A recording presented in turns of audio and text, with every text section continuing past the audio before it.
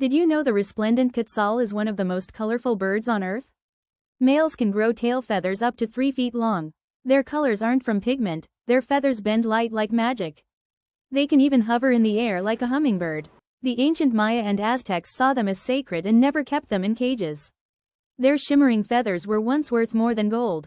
They live only in the misty cloud forests of Central America. So rare, so magical, spotting a Quetzal is like finding a flying jewel.